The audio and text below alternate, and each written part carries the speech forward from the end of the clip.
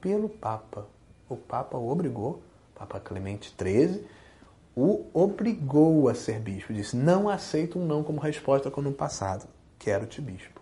E aí, sob santa obediência, então, ele foi feito bispo, ficou cerca de 13 anos como bispo, depois, já aos 78 anos, com as forças começando a faltar, ele tinha um problema de artrite grave, deformante, que o deformava, ele, já perto do final da vida, já não conseguia levantar a cabeça, por conta dessa artrite deformante, a cabeça já era aderida ao peito, ele tinha uma deformidade, e à medida que os anos foram passando, foi ficando cego, com dificuldade para ler, então aos 78 anos pediu renúncia, mas muitas vezes pediu renúncia antes e os papas não aceitavam. Aos 78 anos foi aceita a renúncia dele. Os papas diziam, quando ele pedia renúncia, porque não podia mais fazer visitas pastorais, correr a diocese de Santa Águeda dos Godos, que era a diocese dele, ele dizia assim, não, Afonso, basta que governes a diocese do teu leito, da tua cama. Porque uma bênção tua da tua cama já basta para governar a diocese toda, tal é a tua autoridade moral espiritual. Um grande pregador, um homem que converteu multidões, que levou pessoas que seriam vistas na época como totalmente perdidas, bandidos, que se chamava à época mulheres de vida fácil, a uma conversão profunda. Então, um homem espetacular, extraordinário, mas como todo grande santo, não foi poupado de grandes dores. No final da vida, aconteceu algo extremamente desagradável, uma grande cruz para ele, que foi ter sido traído por alguns de seus colaboradores mais próximos. O que acontece? Em 1749, a Congregação Redentorista, fundada por ele, o Santíssimo Redentor, ela teve suas constituições, seus estatutos, aprovados pelo Papa Bento XIV, esse grande jurista da história da Igreja. Então, Bento XIV aprovou as constituições. Só que existia nas monarquias católicas de então um problema muito grave, considerado inclusive uma heresia, chamado de regalismo ou jurisdicionalismo. O que é isso?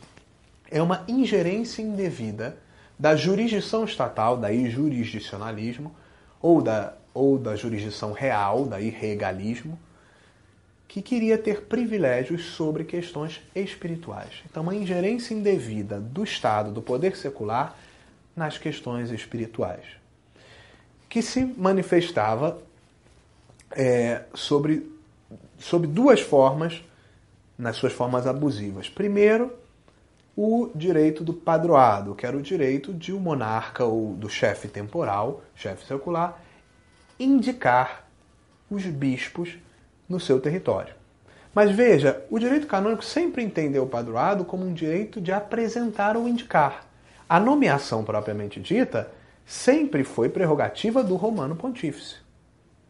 Só que os estados católicos de então, prenhes com doutrinas heréticas de regalismo, entendiam que não, que quem nomeava era o imperador ou era o rei, o que gerava tensões fortes entre Roma, obviamente, e, no caso, o reino de Nápoles, onde estava sediada a casa-mãe dos redentoristas.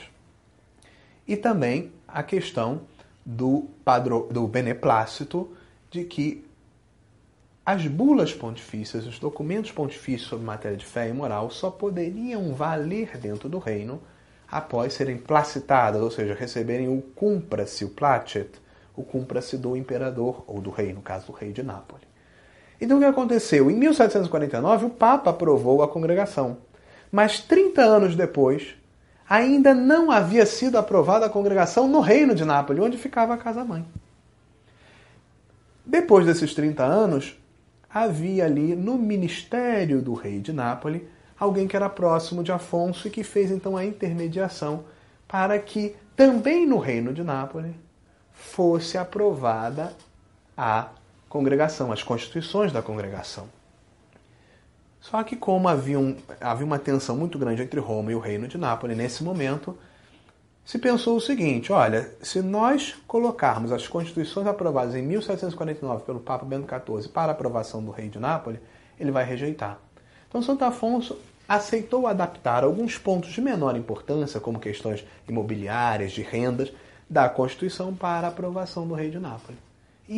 Mas ele, nessa época, embora grande jurista, já estava com pouquíssima capacidade de visão, muito debilitado, já não conseguia ele mesmo escrever essas constituições e confiou essa tarefa aos colaboradores mais próximos, que o traíram.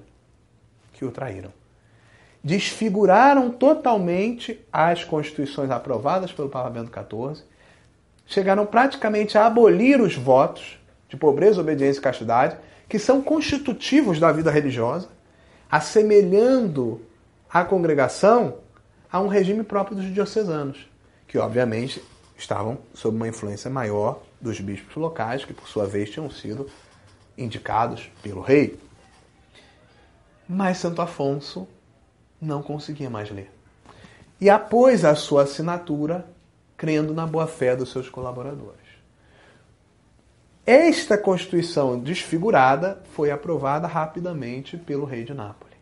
Só que uma vez que ela chegou à Santa Sé, chegou a Roma, ela foi repudiada, digo eu, corretamente pelo Papa da época, se não me engano, o Papa Pio VI, porque dizia que ela consagrava a ingerência do poder temporal sobre matérias espirituais e desfigurava aquela comunidade como uma comunidade de religiosos.